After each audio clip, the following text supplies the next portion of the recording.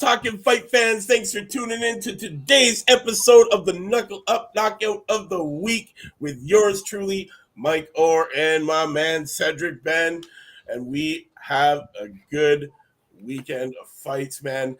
Let's just say it was slump Saturdays around the world of boxing. People getting laid out everywhere. What a weekend, guys. Slump Saturday. You heard it here. TM in that shit. You know what it's about. We got to talk about it, man. There's so many knockouts. We're gonna get into it, but we are starting off with our man, the winner, none other than King Ryan Garcia, victimizes our man Javier Fortuna. Wow. Javier Fortuna. I was expecting a later round knockout from Mr. Garcia. I thought it would be a little bit more competitive, but then I realized that this is Fortuna's first fight at 140. This is only Garcia's second fight up there too, but like he's obviously more acclaimed to that weight.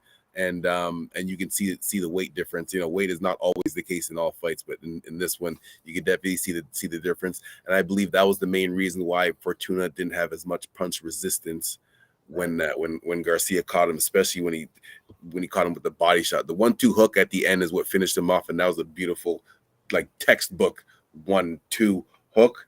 But it all started with the early body shots, with the body shots. Garcia he must like hit hard, because when he dropped it with that body shot, because he didn't even like really bend his legs, he just kind of threw it. And shout out to Carl from Last Boxing, and also shout out to Sheila Stafford. Good afternoon. Yes, man. Sheila, what's up, Sheila? Carl, how are you guys? Check out Sheila Stafford on her own show, man. Sheila Stafford Boxing Report on this channel, guys. Yes, what a great fight, man. Honestly, Ryan Garcia's got power in his hands. We know that, man. We've all seen the Instagram reels. We've seen the TikToks, of him with those ruthless body shots. And yeah, it showed last night in Fortuna, man, on this wonderful slump Saturday. It was excellent. In the first 3 rounds, the taller Garcia used an effective jab while Fortuna landed a counter right hook on several occasions. In the 4th round, first minute, Garcia left hook to the body, dropped Fortuna for an 8 count from the referee. He managed to get through it, though, and the round. In the 5th round, near halfway point, Garcia landed a left hook to the body of Fortuna, dropping him for an 8 count from referee Cantu, but again managed to get through the round. 20 seconds into the 6th round, Garcia left hook to the chin, and down went Fortuna to a knee, spitting out his mouthpiece, taking that full count. And that's it, man. That's all she wrote. It was a great performance, very dominating performance from our man, King Ryan. In the first 3 rounds, it was all Garcia, and he dominated for the remainder, man. It was a great fight, guys. If you haven't seen it, we'll definitely drop it into the comments here, man, for you guys to just click on it and watch.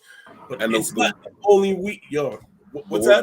Before we go on to the other 100 knockouts of the weekend, the one thing about Garcia, when you're moving up in weight classes, the 2 main things, there's lots of main things that have to follow you up there, but the 2 things, either you have to make sure your speed has to be exceptional to make up for the lack of power from going up in weight class, or your skill level has to be exceptional to be able to maintain yourself with the bigger at the higher weight class. And Garcia, he has both of those things. He definitely has the power. He definitely has the speed. Because that's the thing too. Because a lot of times, the ones that hurt are the ones that you don't see coming. Especially when it comes to the body shots. If you get sometimes you can get caught to the head and just kind of move around and shake it off. But the body shots, it's hard to not show the effectiveness of those when you get hit with a hard one. So when somebody punches through your gut and hits your spine, it's hard to hide that. It's hard to hide that kind of stuff. Honestly, Garcia looked great. He looked good last night, man, at 140. This being his second outing at that weight. He did look really good. First one was against Manuel Toga. He went the distance with him. This one though, Javier Fortuna, he was outclassed last night, man. He just didn't have what it took to go up against our the man King Ryan Garcia, who is the winner of our knockout of the week, man. So and comment from Sheila saying Garcia doesn't use unnecessary energy, very strategic. Yeah, you're exactly right. Exactly right. And that I think that's one of the things that his new coach Dan Goosen is probably helping him with, not using any wasted energy, helping him cut off the ring. I think he cut the ring off a lot better in this fight than he did against Togo. And that Togo fight, he just really was just circling around him. But in this fight, he was cutting him off a bit better. So I believe that's the new coaching from Dan. Yeah, Goosen. Definitely. It was great. Honestly, I just want to touch base on the fact of, hey, Ryan Garcia says Tank Davis fight would be bigger than Canelo Golovkin 3 and Crawford Spence. He's if you think about it financially, well, I don't know if you can make more money than Canelo. Canelo is the cash cow of the sport right now. But if you look at it, Canelo is as far as financially, he's the cash cow of the sport. As far as the biggest fight that people want to see, it's obviously Spence and Crawford. But right around there, like financially, Garcia, we could say what he want about him, his performances. He had a great performance last night. He doesn't really fight that often, but his social media presence brings in financially, and Tank Davis's social media presence financially will make that fight very big. After last night's fight, Ryan Garcia says he wants to fight Tank Davis next and make a bunch of money. And after his win over the old Lion, Javier Fortuna in a showcase fight last night, after that fight, Ryan repeated his mantra, belts don't matter. And then went into a long rant about how he wanted to fight Tank Davis at 140 to make money. It was pretty off-putting to listen to, and it was pretty clear that Ryan is, he wants to fight, man. He wants this fight. He's undeserving of a fight with Tank Davis, but yet he still hasn't proven himself against high-level opposition. Fortuna was an old, over-the-hill fighter, and a smaller one at that. The fight was never meant to be a competitive one. It was more about soft matchmaking to give Ryan an easy, without giving him this easy match without getting beaten up before he gets into significant money cash out against Tank Davis. He's now 23-0 with 19 knockouts. He did what he was supposed to do, stopping the ring-worn Fortuna, who was 37-4-1 with 26 knockouts in the 6th round in this main event, man. So guys, if you haven't yet, do me a favor, check it out. You'll definitely love it. Still gets hit too much. Yeah, definitely. Definitely. He took several shots last night in that fight that probably he shouldn't have taken. AJ versus Fury, bigger than Spence versus Crawford. Thoughts? Yeah, you know what? It was. It would be. It would have been the hugest. Then, all the belts were up for grabs. That would have been amazing because that would have been a undisputed heavyweight champion, which boxing hasn't seen since the 4-belt era, and the last man was Lennox Lewis. So, yeah, man, AJ Fury, bigger than Spence versus Crawford, 100% it would. If all the belts are on the line. If you take Fury, AJ now, no, not so much. Not so much. I don't believe so. What are your thoughts on that? You said like right now or right now. So, Carl, yeah, good point. AJ versus Fury, bigger than Spence versus Crawford, right? It would have been if all the belts were on the line back when that fight was supposed to be happening, which would have made it an undisputed heavyweight champion of the world, which we haven't seen since the 4-belt era. That for me, yes, would have been the bigger fight. But right now, AJ Fury, I don't really give a crap about that. Yeah, big fights are like there should be fights that like people are asking for. I don't know how many people are asking for. I personally want to see Fury against all the heavyweights before retiring. I don't know if people. I don't know if he's back or not, but I'd like them to see actually fight Usyk, and not just the winner of Usyk and Joshua. I want him to fight both of them, not just have the easy way out and say you guys do it and whatever. But anyway, I don't think that fight, because Spence and Crawford, as far as people asking for this, is probably as just as much as people were asking for Mayweather and Pacquiao to fight. So I'm not sure. I mean, if Fury came out of retirement and said, my first fight from retirement is gonna be against Anthony Joshua, it would be big. It would be big, but I don't think it would be bigger than Spence and Crawford, who people have been asking for years. But if Carl did make a great point right here. If AJ beats Usyk, then definitely it's on, because then that means, hey, those belts are coming back. That means we're getting all them belts back together, which should have happened already. But unfortunately it didn't, man. Usyk came in, dusted up Anthony Joshua a little bit, because, he came out to that Rocky song, and you can't be doing that thing, man. You can't be coming out to Rocky. It proves it. Every time you see it. We have so many other knockouts, man. It was Slump Saturday, guys. Slump Saturday in the house, the world of boxing. We had lots of knockouts. I want to touch on a couple more of them. Definitely, we got some shout-outs, man. Shout out to our man, Richard Torres Jr., knocking out Zavala Jr. in 1 minute. And Torres Jr., he's a skilled southpaw heavyweight. There's not too many skilled southpaw heavyweights, not too many southpaws, not too many heavyweight southpaws, and not too many skilled heavyweight southpaws. So Torres is going to be and he's short too. Like, I don't know how tall is he? He looks small. I don't believe he's that tall either, man. He's yeah. So that's going to be my only concern from him at the heavyweight division. He is an Olympian, so he does have the skill level to compete with the best. So my only concern is he going to be able to close the distance properly against the big boys? Well, he's only 6'1.5", so he's 6'1.5". So does he? Like I said, man, I think we're almost touching on maybe having to have a super heavyweight division eventually, man. Some of these guys are getting real massive out there, man. We got a lot of guys that are above 6'6". That's a huge heavyweight, and to put somebody in there who's 6'1", 6'2" against a guy who's 6'8", 6'9", that's a big height difference, big reach advantage. Like, I also got to remind people, though, Mike Tyson was shorter than everybody he fought, but he still out-jabbed everybody he fought because of extra head movement and catching and catching and slipping. That's because his style was something that the boxing world wasn't ready for yet, man. His peekaboo style, it wasn't. It was new. It was fresh. It was exciting. It was explosive. And nobody has been able to do it like Tyson. I think Usyk.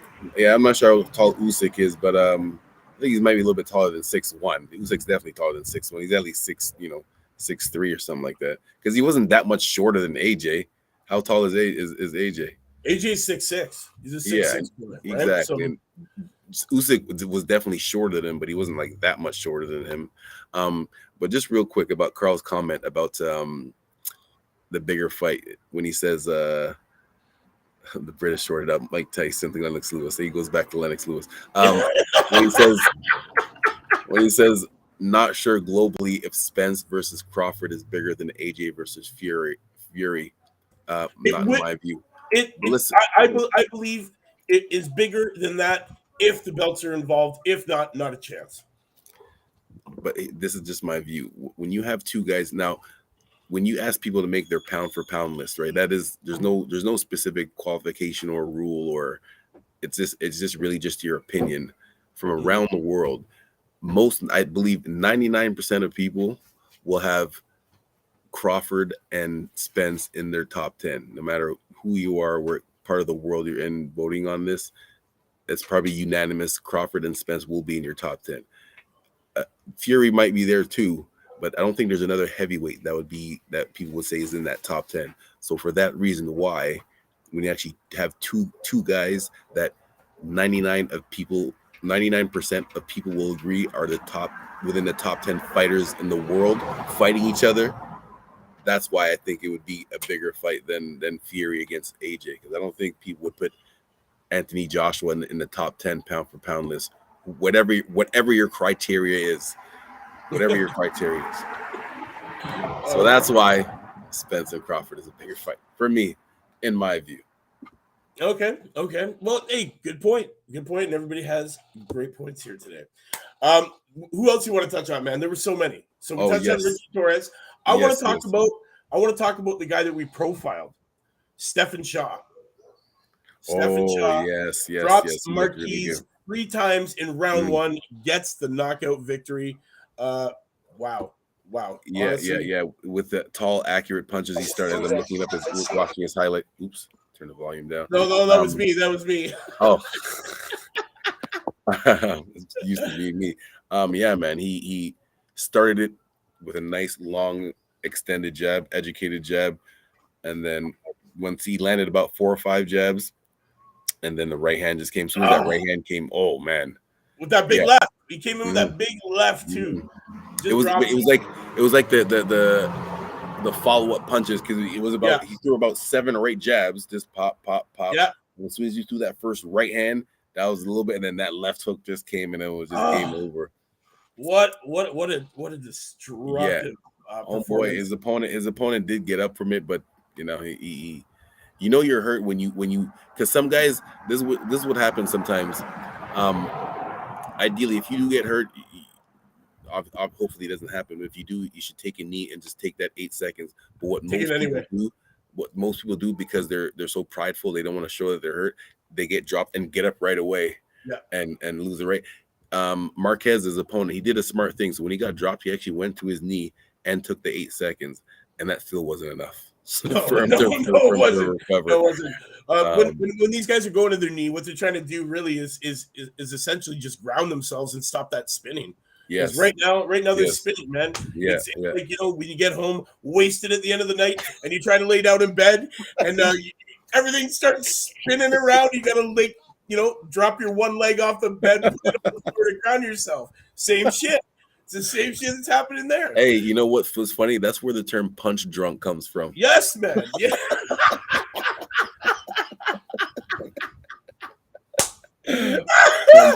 Wow. Literally, because that's how it is. That's how it is. Yeah, honestly, he was hurting, man. Shout out to our man Stephen Shaw coming through with that huge victory, man.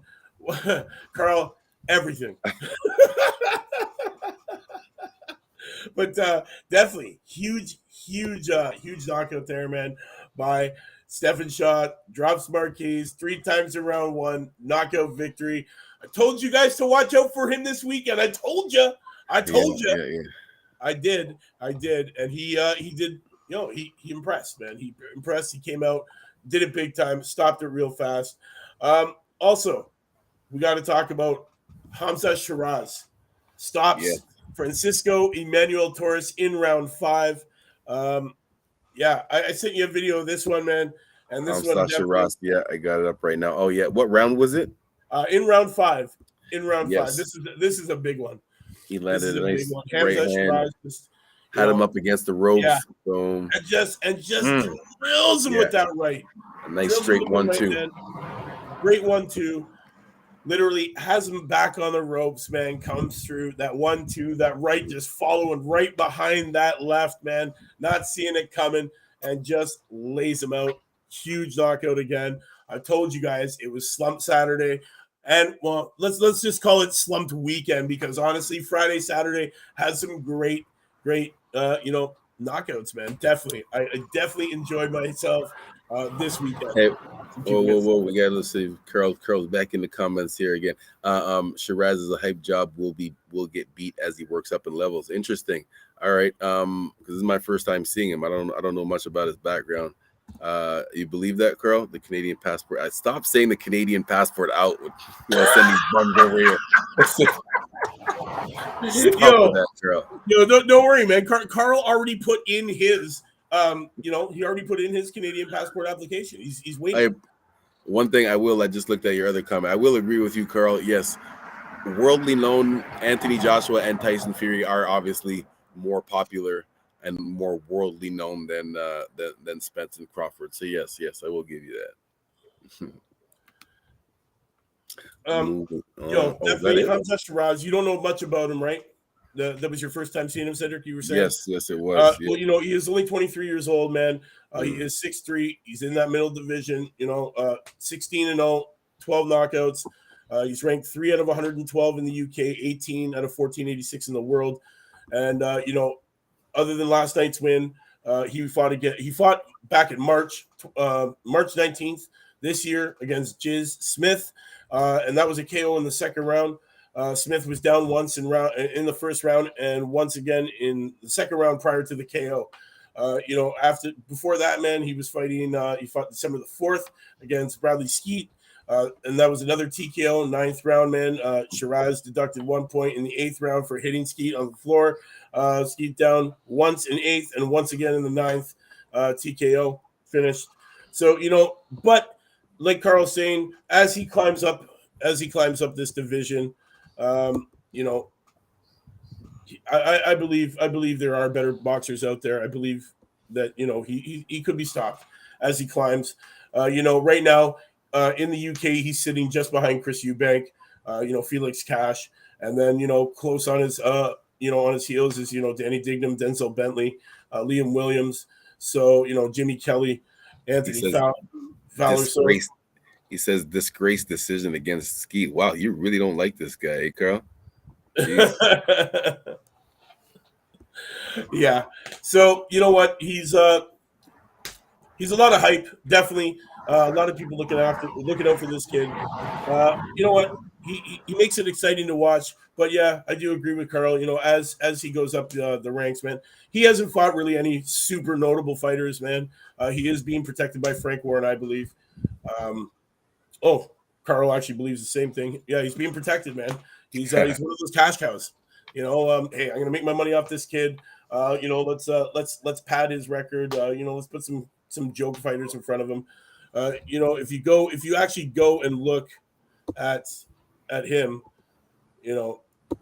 Hamza Shiraz, realistically, he was fighting, not fighting the greatest of guys, man. He not too many well-knowns.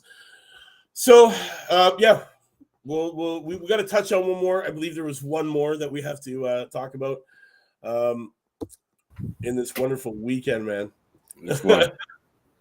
So we touched on Shiraz. We touched on our man Stephen Shaw. We talked about Richard. Yes.